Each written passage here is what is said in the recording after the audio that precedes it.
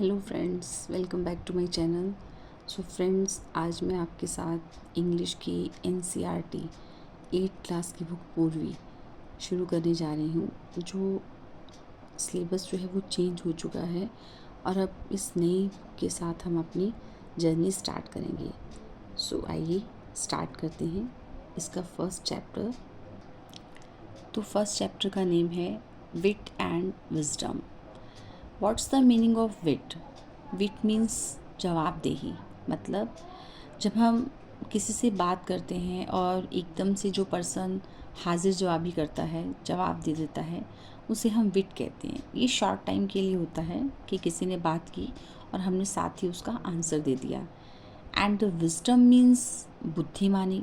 विट भी बुद्धिमान होता है और विजडम भी बुद्धिमान होता है, लेकिन विजडम में थोड़ा सा टाइम लगता है बिकॉज पर्सन जो होता है वो बात को सोचता है देन वो रिप्लाई करता है। तो विट एंड विजडम में ये डिफरेंस था। नेक्स्ट नीचे इसकी कुछ एक्टिविटीज़ दी हुई हैं एंड इसमें कुछ रिडल्स दिए हुए हैं जो कि पर्सन से पूछे गए हैं। For example, I can be a friend or a foe depending on how you use me. कहते हैं कि मैं दोस्त भी हो सकता हूँ, मैं दुश्मन भी हो सकता हूँ। ये डिपेंड करता है आप पर कि आप मुझे खुशी से लेंगे या दुख से। तो बताइए मैं कौन हूँ। तो हम इसको टंग भी कह सकते हैं एंड फायर भी कह सकते हैं। सेकेंड है what is always in front of you but can't be seen. मतलब मैं हमेशा तुम्हारे सामने रहता हूँ लेकिन मैं तुम्हें दिखता नहीं हूँ। तो ये क्या है? Future. Next is I can be measured but I can not be touched. मैं मापा जा सकता हूँ लेकिन मैं टच नहीं किया सकता। आई can be spent but I can not be saved. मैं खर्च किया जा सकता हूँ लेकिन मैं सेव नहीं किया जा सकता। तो मैं कौन हूँ? मैं टाइम हूँ।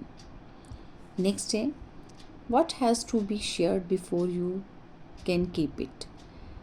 मतलब आप शेयर करने से पहले उस चीज़ को सीक्रेट भी रखते हैं, है ना? तो वो क्या चीज़ है? वो हमारा सीक्रेट ही तो है। तो ये हमारी 4 रिडल्स से। अब नेक्स्ट चैप्टर स्टार्ट करते हैं। तो ये हमारी स्टोरी स्टार्ट होती है। ये आपको कुछ वर्ड मीनिंग दिए हुए हैं and the Vijayanagara empire was renowned for its glory. इसमें विजयनगरा एम्पायर जो है वो एक बहुत ही फेमस अपनी ग्लोरी के कारण, अपनी वेल्थ के कारण, धन के कारण एंड कल्चर अचीवमेंट, जो उनकी सांस्कृतिक जो उपलब्धियाँ थी उनके कारण वो बहुत प्रसिद्ध थे। Among it's many illustrious rulers king Krishnadevaraya stood out as a wise and powerful monarch। मतलब बहुत सारे फेमस, इलस्ट्रियस का मतलब होता है फेमस शासकों के बीच जो कृष्णदेवराय थे वो एक बहुत ही पावरफुल योद्धा बनकर सामने आए and his reign is often refer to as the golden era of the Vijayanagar empire.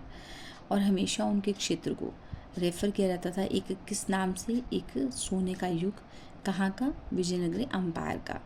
A time, एक समय था when art literature and architecture flourished. एक समय था जब साहित्य और जो आर्किटेक्चर जो थे वो फले फूले, मतलब उस समय उनका बहुत फेमस थे वो। And a great patron of learning. Patron का मीनिंग यहाँ बताया गया है सपोर्टर, जो सपोर्ट करता है ऑफ लर्निंग, सिखाने में। Krishnadevaraya was not only an eminent warrior. जो कृष्णदेवराय जो थे वो एक ना केवल एक प्रसिद्ध योद्धा थे but also a gifted poet, लेकिन वो एक गिफ्टेड पोइट भी थे। His works such as the epic अमुक्तालिंद and the Sanskrit drama Jambavati Parinayam are acclaimed even today. मतलब ये उनके कुछ एपिक हैं और ये संस्कृत का ड्रामा है जो कि आज भी जाने जाते हैं। Next page. कृष्णदेवराय's court was home to 8 celebrated poets. Krishnadevaraya का जो दरबार था वो 8 जो बहुत ही महत्वपूर्ण जो कवि थे उनका घर था। कलेक्टिवली नन एज द अष्टदिग्गज, और उन 8 को अष्टदिग्गज के नाम की उपाधि दी गई थी। These poets including, in poets में अल्लासानी पेतना एंड तेनाली रामकृष्णाय। ये बहुत ही महत्वपूर्ण पर्सन्स थे विद देयर मास्टरपीसेस के साथ। तेनाली जो रामकृष्ण थे in particular was known for his quick wit and humour. जो उसमें तेनाली रामा थे वो अपनी बुद्धिमत्ता के कारण और हास्य अपने हंसी के कारण, या आप कह सकते हैं मजाक करने वाले थे, उसके कारण वो बहुत फेमस माने जाते थे। Earning him a special place in the Kings court. उन्होंने इस 2 कारणों की वजह से उस राज्य के अंदर अपना एक स्थान बना लिया था। As both a poet and a witty adviser, उसको वो कवि होने के साथ साथ एक बहुत ही महत्वपूर्ण एडवाइज़र भी थे जो सलाह देते थे। And his clever solutions to seemingly insurmountable problems made him a beloved figure in the empire's history. और उनके जो क्लेवर जो सॉल्यूशन होते थे, जो एकदम से क्विकली किसी भी चीज़ का सॉल्यूशन निकाल देते थे, किसी भी समस्या का, वो इनसरमाउंटेबल मीन्स बहुत ही मुश्किल से जिसका हल निकलता था, वो उसको भी बहुत आसानी से निकाल देते थे। Even the wisest ruler face moments of disharmony and one such time the king had to quarrel with his queen.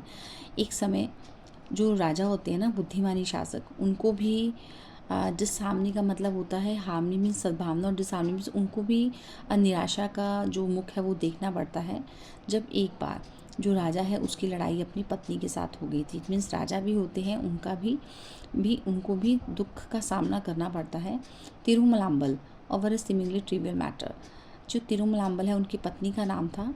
And वो कहते हैं एक छोटी सी बात पर उनका झगड़ा हो गया। For weeks he did not utter a single word. उन्होंने 1 सप्ताह तक उनसे कोई भी बात नहीं की। एंड इन हिज फ्रस्ट्रेशन, और अपने इस निराशा के कारण स्टॉप विजिटिंग हर, उन्होंने उनसे मिलना भी इनकार कर दिया। मीन्स राजा ने रानी से। His absence cast shadow over the palace. उनकी ये जो एब्सेंस थी, उनकी रानी की जो एब्सेंस थी, वो पूरे महल के ऊपर एक छाया बन गई। And the once cheerful corridors seen quiet and fall on means जो पहले जिस महल के अंदर इतना हंसी मजाक होता था, जहाँ खुशनुमा माहौल था, वो अब दुख में बदल गया था, यानी कि वो भी बहुत ही शांति हो गए थे।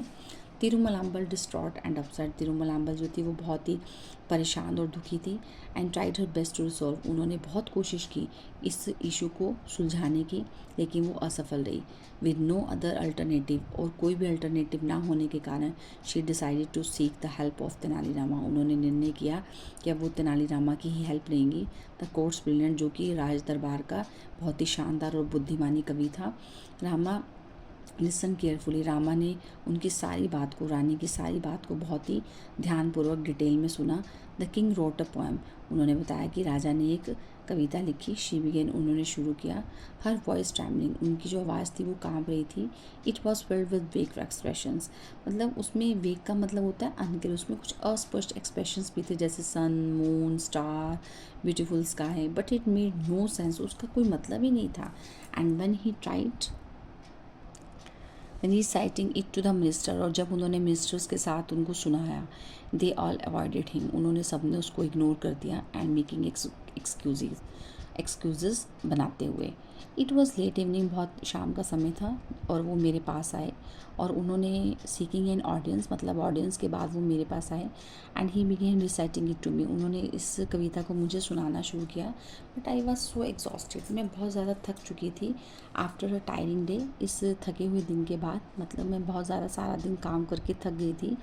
दैट आई यॉन्ड, और मैंने उबासी ली। नोट वंस, केवल एक बार, but several times. Okay. And the king thought, राजा ने सोचा कि I was disrespecting his poem, कि मैंने राजा की उस कविता को डिसरिस्पेक्ट कर दिया, सुना ही नहीं। And stormed off, since then he has not spoken to me, और एकदम से एक तूफ़ान सा आया, यानी कि इसका मतलब है कि उन्होंने मुझसे बोलना ही छोड़ दिया। And if I had known this would happen, और अगर मुझे पता होता कि ऐसा होने वाला है तो मैं उनको किसी और दिन सुनाने के लिए कविता कह देती। So please help me Rama, only you can help the king understand. केवल तुम ही हो जो राजा को समझा सकते हो। सो बच्चों, मुझे लगता है कि आपको ये चैप्टर का जो फर्स्ट पार्ट है वो बहुत अच्छे से समझ में आया होगा।